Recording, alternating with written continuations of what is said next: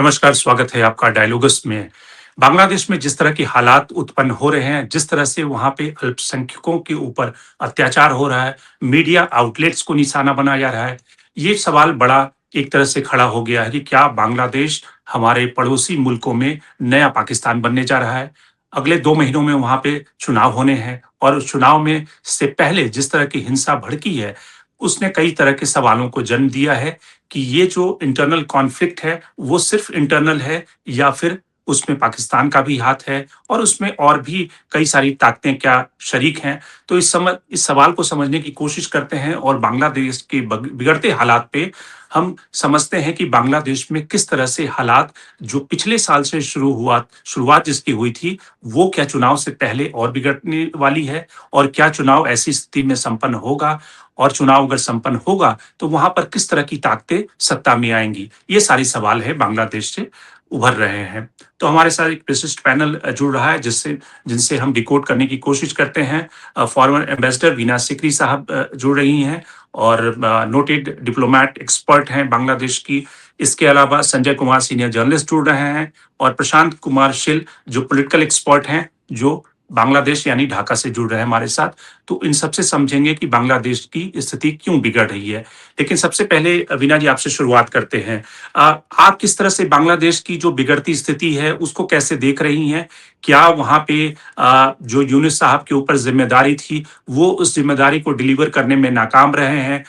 पाकिस्तान की इन्वॉल्वमेंट हो रही है या फिर चाइना, पाकिस्तान, टर्की नेक्सस वहाँ पे काम कर रहा है? क्या कुल मिला के स्थिति क्या है बांग्लादेश की? जुलाई अगस्त में हुआ वो regime change operation Jamaat Islami की बदौलत हुआ और जमात इस्लामी बांग्लादेश के पीछे पाकिस्तान थी बिल्कुल पूरी तरह से और पाकिस्तान के पीछे अन्य वेस्टर्न कंट्रीज थे और पाकिस्तान में एक बार जमात इस्लामी जो उनके बिल्कुल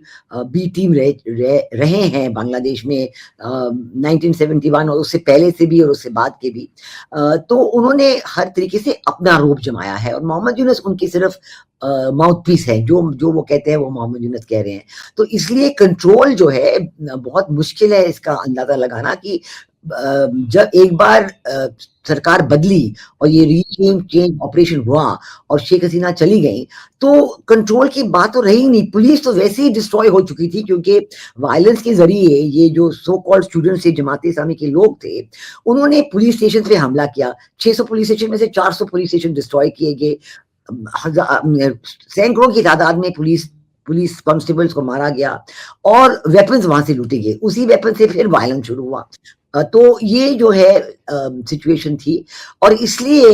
मोहम्मद यूनुस का कंट्रोल बहुत कम रहा है कम क्या वो बिल्कुल कर नहीं पाए तो लॉ एंड ऑर्डर सिचुएशन शुरू से खराब रही है और 5 अगस्त से ही जिस दिन शेख हसीना बांग्लादेश छोड़ के आई थी उसी दिन से 2 बातें शुरू हो गई एक कि 1971 लिबरेशन वॉर के जो भी चिन्ह थे जो भी शेख मुजीब के मॉन्यूमेंट्स थे सब कुछ उनको डिस्ट्रॉय करना और बिल्कुल ऐसे तरीके से जैसे उनकी पहले से तैयारी थी बड़े बड़े क्रेन्स वगैरह रखे हुए थे दूसरी बात कि वो minorities Buddhist Hindu Christian Sufis Ahmadiyya Muslim minorities and other religious minorities उन पे हमला ऐसे अत्याचार ऐसे हमला जो शायद ही पहले 1971 पहले एक बार दिखा हुआ है ऐसे तरीके से जो किया रेप लिंचिंग और absolutely destruction of property killing of people और उनके जॉब्स को ले जाना मॉब को राउंड करते थे और हिंदू टीचर्स को रिजाइन कराना हिंदू प्रोफेसर्स को रिजाइन कराना और एब्सोल्युटली जिनके बिजनेसेस थे उनको हड़प लेना तो ये बिल्कुल ही जो है कब से ही चला आ रहा है और कई लोगों ने इंटरनेशनल ग्रुप्स नेशनल ग्रुप्स ने इसे डॉक्यूमेंट किया है कि क्या बुरी हालत है माइनॉरिटीज की और इस पे जो है मोहम्मद यूनुस ने कुछ नहीं किया अक्सर जब वो बाहर विदेशों में जाते थे उनको पूछा जाता था उन्होंने कहा ना ये तो फेक न्यूज फ्रॉम इंडिया है और उन्होंने मीडिया पे पूरा काबू करके रखा हुआ था मीडिया को उन्होंने पूरा जब्त अपने कंट्रोल में ले लिया था कि कोई तो बीना जी सवाल ये है कि जिस तरह की स्थिति है उसमें भारत के लिए क्या ऑप्शन बचते हैं क्योंकि शशि थरूर तो कह रहे हैं कि एक तरह से 1971 के बाद सबसे एक सीरियस कंसर्न है बांग्लादेश और भारत के रिलेशनशिप में, कि भारत जिस तरह से एक ये खतरा है कि बांग्लादेश कहीं ना कहीं पाकिस्तान बन जाए, वैसी स्थिति में भारत के पास क्या ऑप्शन है? क्या एक मार्जिनाइजेशन इंटरनेशनल प्लेटफॉर्म पे बांग्लादेश से हमारे रिश्ते उस डायरेक्शन में बढ़ रहे हैं, या भारत के पास अभी कोई ऑप्शन है कि वो कोई वहां की डिप्लोमेसी में रोल प्ले कर सकता है? देखिए, मैं इसलिए ये समझा रही थी क्योंकि समझने के लिए कि स्थिति कैसे बिगड़ी और क्यों बिगड़ी, और हम्म। जो अभी बिगड़ती जा रही है, वो इसलिए है कि मोहम्मद यूनस का इरादा, जमात इस्लामी का इरादा था कि वो 4 साल सत्ते में रहेंगे, इलेक्शन नहीं कराएँगे और रिफॉर्म्स कराएँगे, मतलब कॉन्स्टिट्यूशन चेंज कराएँगे, ये सब जो बिल्कुल उनके काबू में है ही नहीं, उनकी ना अथॉरिटी है, ये अनकॉन्स्टिट्यूशनल गवर्नमेंट है। लेकिन ये बात को अवाम ने स्वीकार नहीं की, पॉलिटिकल पार्टीज़ अवाम ने कहा नहीं, हमें इलेक्शन चाहिए, इसलिए उन्होंने इलेक्शंस अब फरवरी में रखी हैं। इस बीच जो है वो नेशनल सिटीजन पार्टी वहां बन गई है, जो स्टूडेंट्स पार्टी कहलाई जाती है, लेकिन सबको पता है कि ये इस्लामी छात्र शिविर के लोग हैं। तो सारा जो सत्ता वहां है सिर्फ पाकिस्तान के जरिए जो इंस्टीट्यूशंस हैं जमात इस्लामी, उनके हाथ में है। और अब पाकिस्तान इस वक्त अपने आर्मी ऑफिसर्स को बांग्लादेश आर्मी में एम्बेड कर रहे हैं। सारे जो 54 ईयर्स से रिस्ट्रिक्शंस थे, trade, cargo inspection, visa restriction सब खत्म कर दिए गए हैं। पाकिस्तान पूरी तरह से प्री 1971 सिचुएशन बना रहा है, और इसलिए मैं शशि थरूर की कंक्लूजन से बिल्कुल सहमत हूं कि ये बिल्कुल बहुत बड़ा सिक्योरिटी चैलेंज भारत के लिए है। लेकिन भारत ने अब तक बहुत स्ट्रेटेजिक रिस्ट्रेन दिखाई है। शुरुआत में जब हमारे प्रधानमंत्री जी ने मैसेज भेजा था मोहम्मद यूनस को, फेलिसिटेशन मैसेज, हमने कहा था कि हम इकोनॉमिक कोऑपरेशन कंटिन्यू करने को रेडी है, we prepare to continue the cooperation. लेकिन उन्होंने ये भी कहा था कि हमें माइनॉरिटीज के बारे में चिंता है। उन्होंने तब भी 8 अगस्त को ये चिंता व्यक्त की थी, और अब देखिए कैसे ये सिचुएशन बिल्कुल खराब हो गई है। तो जो लगा है इन 15 महीनों में कि यूनस ने कुछ कभी एक बार भी भारत से फ्रेंडशिप जारी रखने की इच्छा व्यक्त की नहीं है, और उन्होंने जो इकोनॉमिक कोऑपरेशन के कंक्लूजन पहले हो गए थे, जिनके बदौलत बांग्लादेश की इकोनॉमिक ग्रोथ इतनी बढ़िया हो गई थी, 6.5-7%, और वो लीस्ट डेवलप्ड कंट्री से ग्रेजुएट करने वाले थे, वो सब इकोनॉमिक कोऑपरेशन के जो रूल्स, रेगुलेशंस, डिसीजन थे, उनको उन्होंने या तो सस्पेंड किए या बिल्कुल अमल नहीं किया। तो इसलिए बांग्लादेश की आर्थिक स्थिति भी बहुत खराब हो गई है। लेकिन जमात के इस्लामी को इससे कुछ फर्क पड़ता नहीं है। जितनी पॉवर्टी है वो उनको कंट्रोल ज्यादा ही मिलता है, वो उनकी ये उनका कंक्लूजन है। तो अब जो है इलेक्शंस की तैयारी में ये इंटरनल वायलेंस इतनी बढ़ गई है, जो उस्मान हादी का पे अटैक हुआ और अब वो मर गए हैं, पहले तो उन्होंने भारत पे ब्लेम किया, इससे तो स्थिति बहुत बिगड़ गई है, क्योंकि जब भारत पे ब्लेम किया, भारत को बिल्कुल उन्होंने भी बहुत जोरों से रिस्पॉन्स दिया कि बिल्कुल हमारे में कुछ ऐसी बात ही नहीं है जो हमें इसमें हो। और अब जो है आज की तारीख में, कल रात को उनकी खुद की सरकार, मोहम्मद यूनस की सरकार में होम एडवाइजर ने कहा कि नहीं, हमें कोई इंफॉर्मेशन नहीं है कि किलर भारत गया है या कि भारत की कोई इन्वॉल्वमेंट, हमें पता नहीं चल रहा किलर कौन है। लेकिन वो जो ग्रुप्स हैं, वो जो इनकलाब मंच है जिनका लीडर था उस्मान हादी, वो तो अब कह रहे हैं कि नहीं, ये तो भारत का है। वो क्लैश हो गया है आपस के बीच में, और इसलिए स्थिति इतनी वॉलेटाइल और खराब हो गई है। और ये इनकलाब मंच कह रहा है कि हम तो यूनस को कहेंगे वो रिजाइन कर दे। इस बीच में तारिक जिया वापस आ रहे हैं 17 साल के बाद, परसों के दिन में। और इस बीच में जो उनके प्रोस्पेक्ट को कैसे आप देखती हैं कि चुनाव में जो बीएनपी का प्रोस्पेक्ट, आपको लगता है कि चूंकि इतने सालों से बीएनपी एक तरह से पॉलिटिकल वहां पे जो आंदोलन रहे और जिस तरह का पॉलिटिकल प्रोसेस रहा, उससे वो बाहर रहे, एक तरह से मार्जिनलाइज रहे, अब वो दोबारा से एक तरह से चुनाव में शरीक होने जा रहे हैं, ढेर सारे कैंडिडेट भी अनाउंस हो रहे हैं, आपको लगता है कि वो वहां पे एक पॉलिटिकल फोर्स के रूप में उनकी वापसी हो सकती है, या फिर जमात के लोग अगर चुनाव हुए तो वो कब्जा कर लेंगे? लगता तो सबको लगता था कि अब तो बीएनपी आएगी, ये तो बिल्कुल कॉमन नॉलेज था वहां पे कि बीएनपी आएगी। लेकिन अब में जो देखा जा रहा है, 2-3 चीजें मैं कहूँ कि नंबर 1, मोहम्मद यूनस ने अवामी लीग को की एक्टिविटीज को बैन कर दिया, ताकि वो कहते हैं कि वो इलेक्शंस में हिस्सा नहीं ले पाएंगे। हालांकि जब वो बाहर जाते हैं विदेशों में, कहते हैं नहीं नहीं नहीं, मैंने बैन नहीं किया, सिर्फ एक्टिविटीज बैन किया, और इलेक्शन कमीशन डिसाइड कर सकता है कि मैं वो आएंगे कि नहीं। इससे एक और हलचल मच चुकी है। और एक ओपिनियन सर्वे पब्लिश हुआ अगले दिसंबर के 9 या 10 तारीख को, प्रथम आलो का लीडिंग बंगाली लैंग्वेज न्यूज़पेपर। उन्होंने कहा कि 70% लोग चाहते हैं कि अवामी लीग हिस्सा ले, क्योंकि वो डेमोक्रेटिक इलेक्शन चाहते हैं। ये नहीं कि 70% अवामी लीग को वोट देंगे, लेकिन वो चाहते हैं कि डेमोक्रेटिक पार्टिसिपेटरी इलेक्शन हो। और ये एक ही तरीका है वापस यहाँ पे स्टेबिलिटी लाने की बांग्लादेश में, ये एक ही तरीका है। हमारी सरकार ने बहुत जोरों से कहा है कि इंक्लूसिव इलेक्शन होने चाहिए, सब पार्टी, अवामी लीग, जातीय पार्टी एक्सेट्रा। लेकिन बीएनपी का भी जो लगता था उनको कि बहुत हम आएंगे, 2-3 वजह हैं जो लगता है कि बहुत मुश्किल है उनका आना। एक तो जमाते इस्लामी चाहता है कि वो आए, तो उन्होंने सारे इस्लामिस्ट पार्टीज को अपने ग्रुपिंग में ले लिया है, और जिनको 1% वोट का मिलता था वो कहते हैं हम इकट्ठे हो जाएंगे तो मिल जाएंगे। लेकिन दूसरी बात यह है कि बीएनपी ने भी इन 15 महीनों में एक्सटॉर्शन वगैरह इलीगल एक्टिविटीज बहुत चलाई हैं, और इससे उनके ग्रासरूट लेवल पे काफी डिससैटिस्फैक्शन है। और एक तो बीएनपी में भी एक स्प्लिट है बिटवीन द मॉडरेट फैक्शन, जो लिबरल 1971 की वैल्यूज को रिकॉग्नाइज करते हैं, और एक एक्सट्रीम राइट विंग फैक्शन जो बिल्कुल जमाते इस्लामी के तरफदारी करती है। तो इसलिए ये एक प्रॉब्लम हो गया है, और जमात इस्लामी ये कोशिश कर रही है कि वो आए। जो American organization International Republican Institute है,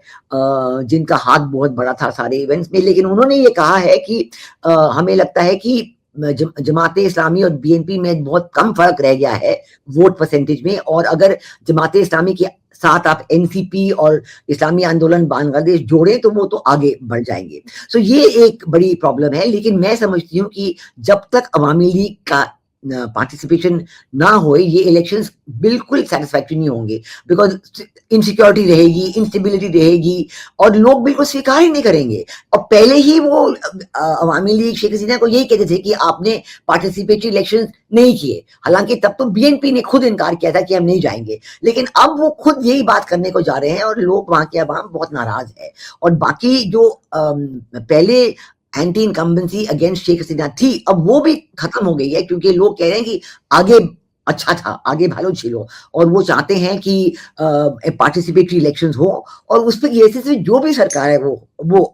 ठीक रहेगी। आपने देखा होगा कि भारत में अब कितनी नाराजगी हो रही है, वो जो दीपू चंद्र दास के साथ हुआ, और आज की तारीख में दिल्ली में, कोलकाता में, भोपाल में बहुत बड़े डेमोन्स्ट्रेशन हुए हैं against the killing of Dipu Chandra Das. कभी आप वीडियो देखेंगे तो इतनी बुरी तरह से, बिल्कुल मेडिवल इनह्यूमन तरीके से उनको मारा है, और 100 लोग देख ले हैं, 100 से भी ज्यादा, और मूवीज बना रहे हैं, और किसी ने कहा भी नहीं कि देखो इनको ऐसे ना मारिए। ये बिल्कुल जो I would say cruelty, extreme cruelty, ये तो बिल्कुल can go as a genocidal effect, genocidal attempt, कि हिंदू को बाय रिलीजन निकाल के उनको मारा जा रहा है। और ये तो बिल्कुल ग्लोबल लेवल पे इसे उठाना चाहिए कि देखो ये क्या हो रहा है। एक और सवाल वीना जी, कि कई सारे डिप्लोमेट ये भी कह रहे हैं कि बांग्लादेश को आपको किसी न किसी तरीके से इंगेज करना होगा, चाहे 2 महीने के बाद जिसकी भी सरकार बने, और उसके लिए जरूरी है कि शेख हसीना को एक ऐसे न्यूट्रल कंट्री में असाइलम दिलाया जाए, और उन्हें रिक्वेस्ट किया जाए कि भारत से जाके जाए, अरब कंट्री जिनका कि कोई बांग्लादेश से बहुत ज्यादा उस तरह के डिप्लोमेटिक इकोनॉमिक रिलेशनशिप नहीं है। आपको लगता है कि ये एक सेफर ऑप्शन होगा, या फिर ये हमारे इंटरेस्ट के खिलाफ होगा? नहीं, देखिए, ये तो एक्सट्रेडिशन की बात ऐसे कभी होती नहीं है, ना तो फॉरेन पॉलिसी ऐसे कंडक्ट होती है। जब हमने शेख हसीना खुद आई हैं और हमने उन्हें कहा कि ठीक है आप रहिए यहाँ, वो हमारी फ्रेंड रही हैं, और ऐसे तरीके से कहना कि आप कहीं और चले जाइए तो बिल्कुल नहीं होगा। एक्सट्रेडिशन ट्रीटी हमारी है बांग्लादेश के साथ। पहले तो वो ऐसे ही कहते रहे पिछले साल से कि भाई भेजिए वापस, भेजिए वापस, वो तो कुछ सीरियस रिक्वेस्ट नहीं था। अब की बार, पहली बार जो उन्होंने ये फेक कैंगरू कोर्ट में उनकी ट्रायल की है, जो कोर्ट मैंडेटेड ही नहीं था ऐसे प्राइम मिनिस्टर को ट्राई करने के लिए, वो तो कोर्ट था सिर्फ 1971 लिबरेशन वॉर के क्रिमिनल्स को ट्राई करने के लिए था। तो अब ये आया है, तो हमारी सरकार देख रही है। एक्सट्रेडिशन ट्रीटी के बहुत कॉम्प्लेक्स और लीगल प्रोसेस है, उसमें वो देखना पड़ेगा, पॉलिटिकल रीजनिंग देखनी पड़ेगी, लीगल रीजनिंग देखनी पड़ेगी, ये ट्रायल कैसे हुआ, अगर वो वहां जाते हैं वो सीधा उनको मौत के हवाले कर देंगे, तो ये कुछ ऐसे होता नहीं है। तो ये कहना कि उनको ये तो बिल्कुल गलत बात है, ये फॉरेन पॉलिसी कभी ऐसे कंडक्ट नहीं होती है। तो अगर लोग ऐसे कह रहे हैं, ये शायद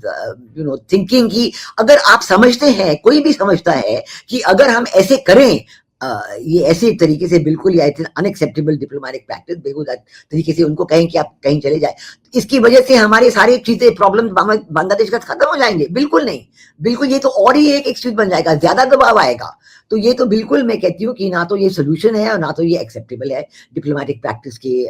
अनुसार। तो इसलिए अब तो ये है कि हम तो जरूर हमारी तरफ से, हमारी सरकार ने बहुत इकोनॉमिक रिस्ट्रेंट दिखाई है। हमने कहा है कि हम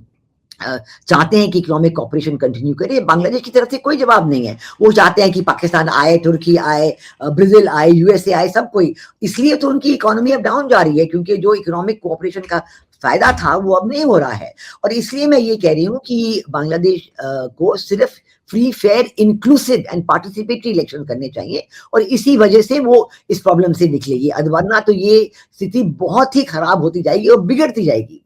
ये तो बिल्कुल इसका कोई अलावा और इसका कोई और सोल्यूशन ही नहीं है। ये सिर्फ अपने तरीके कहना कि ठीक है, इन्होंने कहा कि अवामी लीग नहीं करे तो ना करे, ऐसे तो हो ही जाए, होता ही नहीं है। पहली बार भी जब किसी ने ट्राई किया, 96 की बात देखिए, जब खालेदा जिया इलेक्शन में थी, उन्होंने इलेक्शन किए 96 में,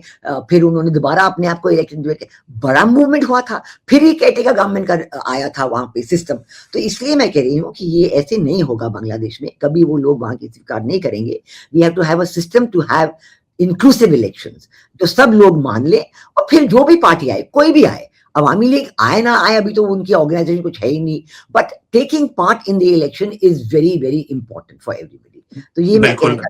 लीव नाउ जी, तो। वीना जी को हाँ, वीना जी को कहीं जाना है। वीना जी ने जो कहा कि बांग्लादेश का जो चुनाव है वो इंक्लूसिव चुनाव होना चाहिए। लेकिन संजय, आपसे समझना चाहेंगे, आपको लगता है कि बांग्लादेश की जो प्रॉब्लम है, जो शशि थरूर कह रहे हैं या कई सारे लोग कह रहे हैं कि वहां पे जो फंडामेंटलिस्ट हैं या जो इस्लामिक फोर्सेस हैं, वहां पे भी एक जनरेशनल शिफ्ट हो रहा है, और जो नई जनरेशन के जो लड़के हैं, आपको लगता है कि वो वहां की पॉलिटिक्स को, जिसको कहते हैं कि राइट विंग वहां के इस्लामिस्ट हैं, वो कहीं ना कहीं एक टेक ओवर बांग्लादेश की पॉलिटिक्स में उसका उभार देखने को मिल रहा है। आप बांग्लादेश की इस प्रॉब्लम को कैसे देखते हैं, और जिस तरह का रिसेंट जो वायलेंस शुरू हुआ है हादी के एक तरह से हत्या के बाद, उसका क्या रिpercussion आप देखते हैं? देखिए, बांग्लादेश में जो अभी जो चल रहा है, वहाँ पे जो complete take over right wings का है, कॉम्पिटिटिव एटमॉस्फेयर राइट विंग्स ने क्रिएट किया है अमंग देमसेल्व्स।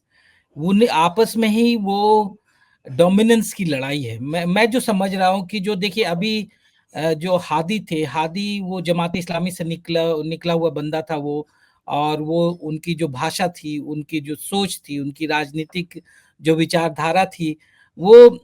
सेकुलर नहीं थी। वो जो बंगाली नेशनलिज्म जिस बेसिस पे बांग्लादेश बना, उस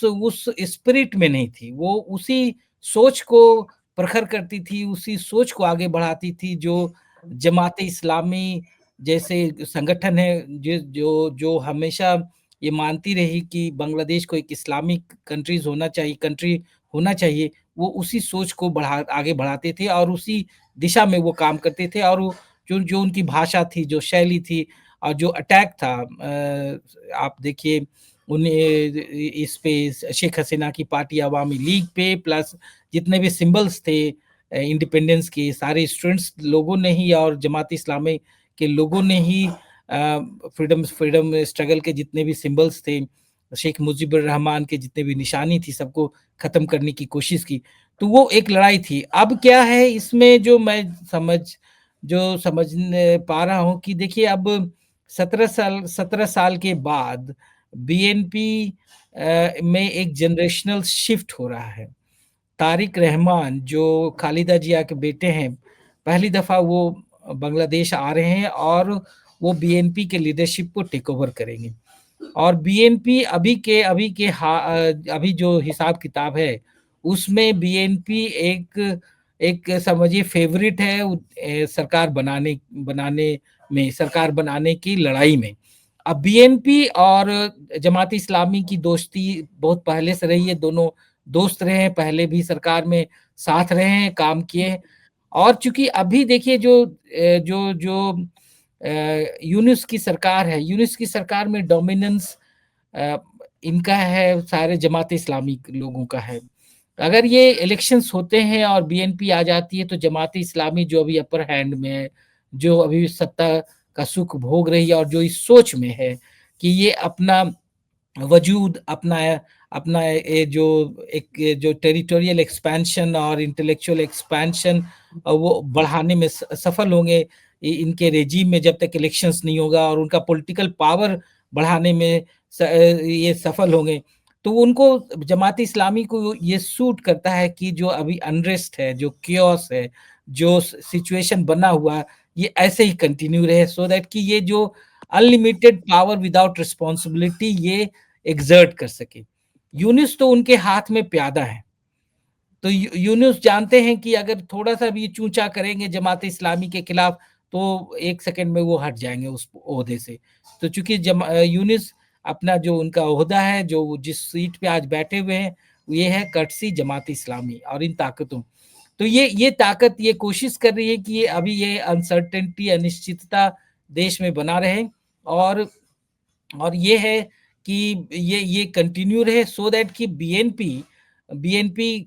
अभी सत्ता में काबिज ना हो। लेकिन सिचुएशन ये है कि जो अब इलेक्शंस नहीं होंगे तो ज्यादा क्योस होंगे। अगर इलेक्शंस होंगे तो एक ये होगा कि जो एक लेजिटिमेट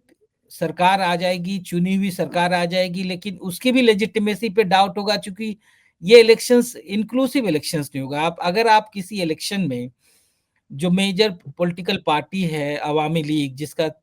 35 से 40% वोट शेयर है पूरे कंट्री में, उससे ज्यादा ही, अगर उस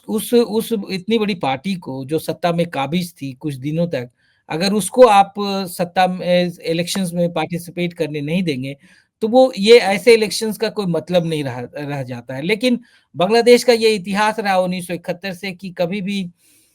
जो वहां पे चूंकि इंस्टीट्यूशंस जो क्रेडिबिलिटी होती है, इलेक्शन कमीशन और दूसरे इंस्टीट्यूशंस का, ये कभी उन्होंने एक सिस्टमेटिक रूप में एस्टैब्लिश नहीं किया, जिससे लोगों में एक भरोसा हो कि जो इलेक्शन कमीशन जो इलेक्शन करा रहा है वो सही होगा। तो एज अ रिजल्ट ये हुआ कि जब अवामी लीग सत्ता में रहती है तो बीएनपी उस इलेक्शंस को बॉयकॉट करती है, ये कहकर कि हम उसके जो इलेक्शन कमीशन पे विश्वास नहीं करते, एक न्यूट्रल गवर्नमेंट के अंदर में होना चाहिए। और न्यूट्रल गवर्नमेंट के अंदर में इलेक्शंस का मतलब होता है कि आप एक नए लोगों को सत्ता में काबिज कराते हैं, उनका भी अपना एम्बिशन होता है, उनका अपना झुकाव होता है, तो वो भी अपने ढंग से गेम खेलते हैं। जैसे यूनुस एक न्यूट्रल गवर्नमेंट ही मान के चलिए वो है, as a new care taker government है, लेकिन यूनुस का झुकाव सीधे सीधे रूप से बीएनपी और जमात की तरफ है, तो वो न्यूट्रल नहीं है।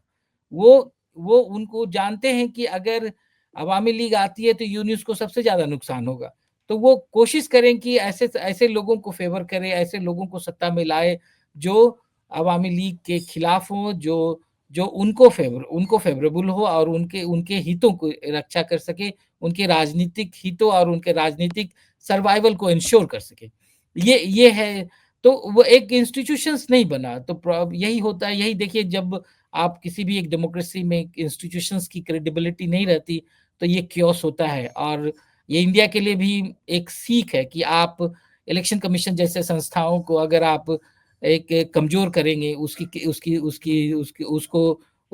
क्रेडिबिलिटी को खत्म करेंगे, तो यही क्योस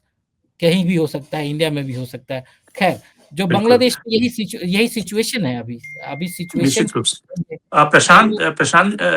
शिल्प जी, आपसे समझेंगे कि क्या है वहाँ की जो स्थिति, और जिस तरह से माइनॉरिटी के खिलाफ जो वहाँ पे हिंसा हो रही है, यहाँ तक कि जो वहाँ के बड़े अखबार हैं डेली स्टार और प्रथम, उसके खिलाफ उनके दफ्तरों पे भी जो अटैक हुआ है, और जिस तरह से एंटी इंडिया सेंटिमेंट वहाँ पे भड़का करके, क्या आपको लगता है कि चुनाव में फायदा उठाने की कोशिश जो पॉलिटिकल पार्टियां कर रही हैं, और उसी का रन अप ये एक तरह से ये सारा जो प्रोटेस्ट और हिंसा भड़की है?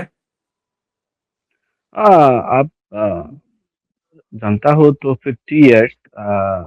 मेरा तो 54 बছর का आफ्टर इंडिपेंडेंस होता हो, तो इधर में देखता हो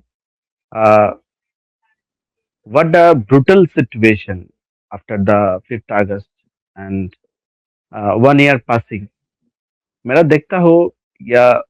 आप जानता हो तो गणमाध्यम तो अ, उनके राष्ट्र का फोर्थ स्टेट के लिए एंड ये अटैक होना है फ्रॉम बांग्लादेश में Prothom Alo and Daily Star leading newspaper top news leading newspaper ये तो गणमाध्यम के अटैक नहीं है ये तो बांग्लादेश के संवाद मौत प्रकाश एंड बोलता ही तो ह्यूमन राइट्स का आघात है तो ये तो एमनेस्टी इंटरनेशनल का एंड वर्ल्ड आप बोलते हैं ह्यूमन राइट्स का ऑर्गेनाइजेशन का तो ये तो निंदा करता है ये तो अटैक भैया तो इतिहास में रिकॉर्ड करता है ये बांग्लादेश में जे आर रिकॉर्ड स्टार्ट करनी है अनदर इशू आप तो देखता हो तो बांग्लादेश में माइनॉरिटी हिंदू युवक का दीपू चंद्र दास का ये तो हॉट टॉपिक है इधर में मीडिया में डिस्कस होता हो तो मेरा देखता हो बांग्लादेश में हिंदू युवक का गवर्नमेंट वर्कर का जनरल पीपल है यह तो पॉलिटिकल अफिलिएशन नहीं है धर्मगुरु नहीं है स्टूडेंट नहीं है यह तो साधारण नागरिक है दरिद्र का लोग है ये देखता हो सांप्रदायिक गोष्ठी का कितना कोटा है ये तो गवर्नमेंट वर्कर मेरा देखता हो फर्स्ट में पिटाता हूँ एंड देन मारता हूँ एंड देन मैं देखता हूँ तो आगुन देता हूँ that is an very hostile situation देखता हूँ ये तो भैया इंडिया में होता तो क्या सूरत लाग नहीं है आप तो इंडिया में जितना माइनॉरिटी का आघात है आप तो पुण्य है ये तो वर्ल्ड टेलीविजन का फर्स्ट हेडलाइन है बट बांग्लादेश में भैया बोलता हो ये तो ह्यूमन राइट्स नहीं है ये तो बांग्लादेश का हिंदू का सनातनी के लिए मेरा बोलता है आप में बोलता है ये तो टैगिंग करना है आप तो बोलता है ये तो माइनॉरिटी का बोलता है आप तो टैगिंग है ये तो भैया आप बीजेपी का दलाल है आपका तो रॉ एजेंट है but the true bitter truth आपका मानता है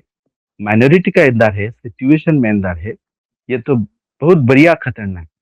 तो आप तो मीडिया का शासन लिए माइनॉरिटी का शासन लिए आप एंश्योर नहीं करता है आप तो बांग्लादेश में कि स्थितिशील बांग्लादेश डेमोक्रेसी बांग्लादेश सस्टेनेबल बांग्लादेश नहीं मानता तो ये is a prime concern for that and अलग दृष्टिकोण आप मानता रहिए ये तो पॉलिटिकल सिचुएशन अंदर है तो भारत का बांग्लादेश इंडिया बांग्लादेश रिलेशन के तो बहुत पुराना रिलेशन है 54 years रिलेशन आप तो जानता है Bangladesh India 5th largest boarding sharing करना का देश है तो ये प्रेजेंट सिचुएशन का आप देखते हैं इतिहास में सब होस्टेस्ट सिचुएशन मेरा आता हो फ्रॉम बांग्लादेश में इंडिया के तो ये भैया कहाँ से आता हो ये तो डिफरेंट एनालिसिस पॉलिटिकल एनालिसिस बोलता है ये तो शेख हसीना के लिए बांग्लादेश का इंडिया का रिलेशन खराब है my observation not like that Bangladesh के इंडिया के रिलेशन शेख हसीना जी के नहीं खराब नहीं थे ये दर में भैया पॉलिटिकल आइडेंटिटी का क्राइसिस है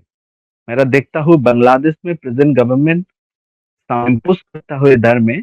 आइडियोलॉजिकल डॉक्ट्रिन आता ये देखता है तो पाकिस्तानी मॉडल आता हो ये देखते हैं आईएस का मॉडल आता हो ये देखते हैं सीरिया का मॉडल आता है ये देखता है अफगानिस्तान का मॉडल ये तो मास्टर प्लान का अंश आता है आपके बांग्लादेश में रहता है बोलता है पॉलिटिकली स्टैब्लिश्ड है डेमोक्रेसी का आयली है बट ये तो इनार खबर में होता हो इधर में प्लान जो आता हो बांग्लादेश में परफॉर्म नहीं करता है ये तो सिस्टम का गलत है आपके सिस्टम ने ठीक करता नहीं है तो बांग्लादेश के डेमोक्रेसी और ब्यूटीफुल बांग्लादेश करता है ये वेरी इम्पॉसिबल है अनदर पॉइंट है आपको देखता है ये द पॉलिटिकल सिचुएशन नैरेटिव है तो वोलाटाइल है trust and distrust and mistrust issue आता है ये तो फर्स्ट ऑफ ऑल आता हो जो पॉलिटिकल नैरेटिव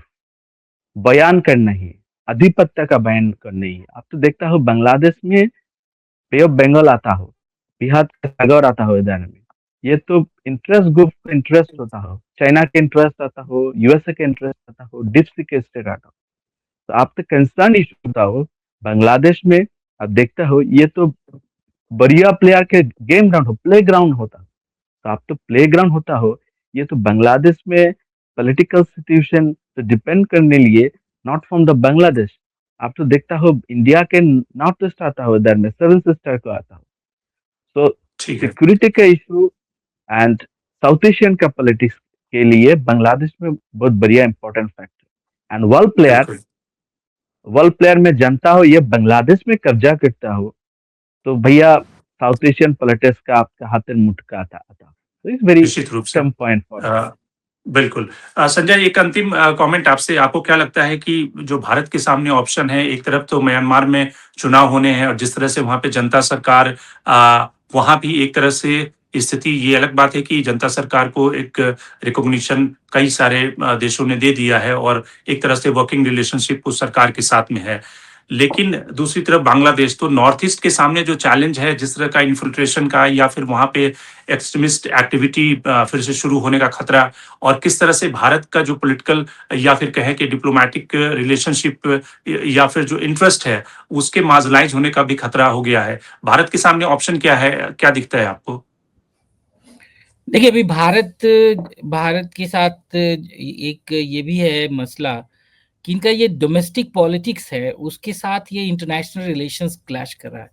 आज देखिए, आपको याद होगा कि अभी दिल्ली में प्रोटेस्ट करना कोई आसान काम नहीं है। आप भारत सरकार ने वीएचपी को और कुछ हिंदू संगठनों को अलाउ किया उस एरिया में प्रोटेस्ट करने के लिए जहाँ पे डिप्लोमेटिक एरिया है बांग्लादेश एम्बेसी के सामने। तो एक चूंकि इनको अपना एक जो डोमेस्टिक कॉन्स्टिट्यूएंसी है उनको भी खुश रखना है और एट द सेम टाइम ये है कि एक रिलेशनशिप बांग्लादेश से बना के रखना है। तो आप बताइए, जो मैसेजिंग है यहाँ से कि जो भारत सरकार हिंदुओं के लिए हिंदुओं के हित के लिए ज़्यादा कंसर्न है rather then in stability in Bangladesh, ये भी एक ये बैलेंस नहीं है भारत सरकार बना रही है बिकॉज ऑफ इट्स ओन एक जो अपनी जो जो जो जो डोमेस्टिक पॉलिटिक्स है उसकी वजह से। तो यहाँ पे भारत सरकार का जो हाई मोरल ग्राउंड एक जो होना चाहिए वो ले नहीं पाती है। और चूंकि और एक ऐसी बात नहीं कि भारत के खिलाफ कभी भी बांग्लादेश में ऐसा माहौल नहीं रहा।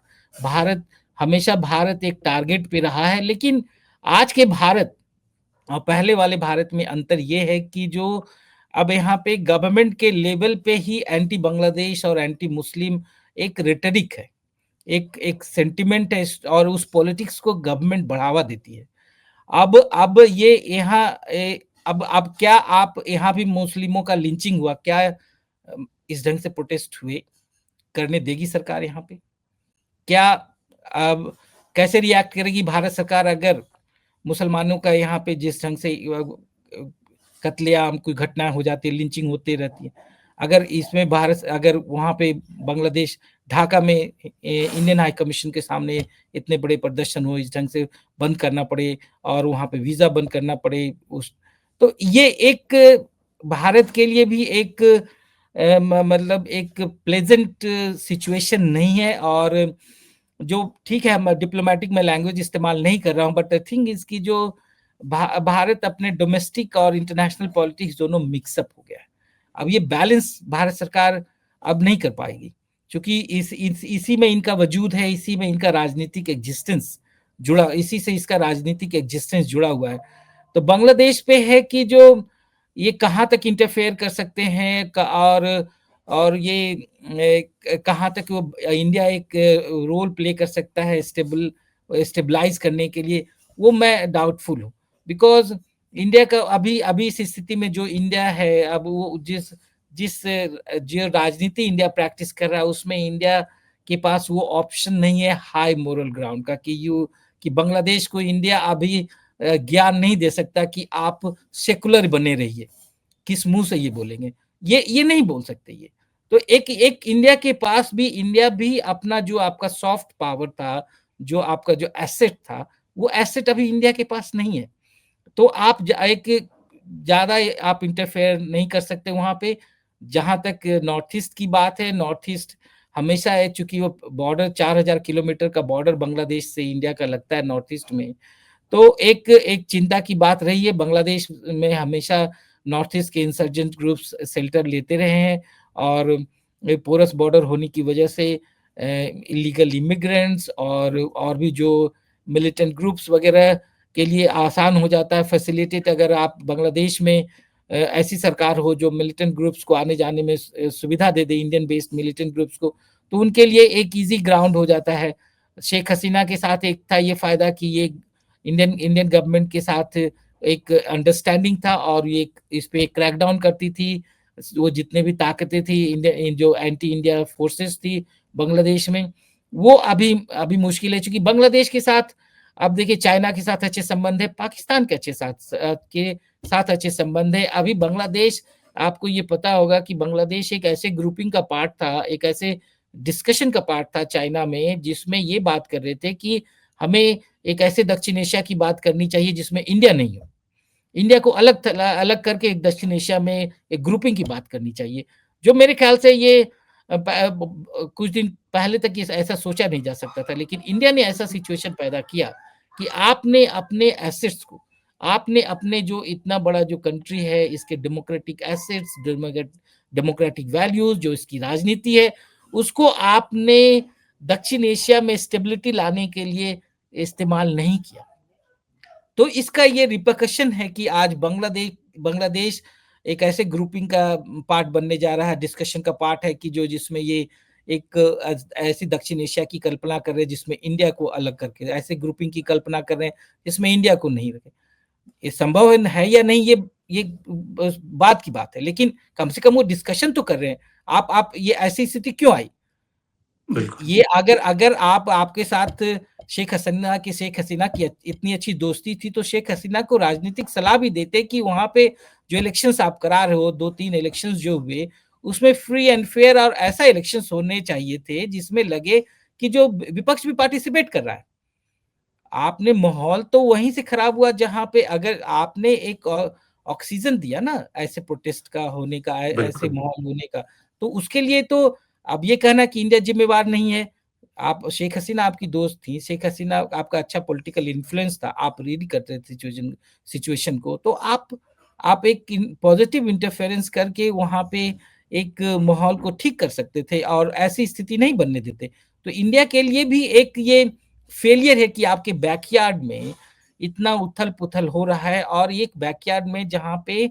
आप इस्लामिस्ट फोर्सेस काफी ताकतवर होते जा रहे हैं, तो उसमें आप क्या करेंगे? तो ये क्या होता है कि वहां पे अगर इस्लामिक फोर्सेस ताकतवर हो रहे हैं और कुछ एलिमेंट्स हमेशा समाज में रहते हैं कि जो हिंदुओं को वहां पे तंग करेंगे, तो इंडिया जानते रिएक्ट करेगा। तो यहाँ भी रेडिकलाइजेशन का दौर है, यहाँ भी ऐसे ताकतों को आप बल देंगे जो एंटी मुस्लिम सेंटिमेंट्स को बढ़ाने में और मददगार करेगा, और भी मुसलमानों पर अटैक करने में हिचकिचाएंगे नहीं वो। तो ये है कि जो इंडिया को, आई बिलीव कि इंडिया बहुत बड़ी ताकत है, एक दक्षिण एशिया में एक रोल प्ले करना चाहिए एज ए स्टेबलाइजर। इंडिया को उस लीडरशिप रोल में, उस आना चाहिए, उस रोल में आना चाहिए कि जो आप चीजों को कंट्रोल कर सके, चीजों को कम से कम आपकी वजह से खराब नहीं हो। तो ज्यादा हिंदू अटैक्स करने से भी सिचुएशन वहां पे स्टेबलाइज नहीं होता है, वहां पे और भड़काता है चीजों को। तो ये सब चीज है कि जो आप बैलेंस करने की जरूरत है, और इंडिया अपने गिरेबान में भी इंडिया को झांकने की जरूरत है। हम खराब होते हैं तो बहुत चीज खराब हो जाते हैं दक्षिण एशिया में। तो कुल मिलाकर जो बांग्लादेश के हालात हैं वो भारत के लिए चिंता की बात है, चिंताजनक है, और जिस तरह से डोमेस्टिक पॉलिटिक्स का जो प्रेशर है, जो दबाव है, वो कई बार अंतर्राष्ट्रीय जो संबंध हैं, कूटनीतिक संबंध, और जो भारत का जो सॉफ्ट पावर है, उसकी ताकत को कमजोर करता है। और शायद दक्षिण एशिया में जिन मुल्कों के ऊपर भारत का असर होता था, सॉफ्ट पावर होने के कारण वो भारत का असर कमजोर पड़ा है, और शायद इसलिए बांग्लादेश में भारत आज की तारीख में बहुत ज्यादा इंटरवीन या बहुत ज्यादा अपना डिप्लोमेटिक प्रेशर एक्सर्ट करने की हालत में नहीं है। तो आज के कार्यक्रम में इतना ही। प्रशांत कुमार, आप हमसे हमारे साथ जुड़े, आपका बहुत बहुत धन्यवाद। वीना जी, आपका भी बहुत बहुत धन्यवाद, और संजय, आपका भी बहुत बहुत धन्यवाद। तो देश और दुनिया की बाकी खबरों के लिए आप बने रहिए डायलॉग्स के साथ।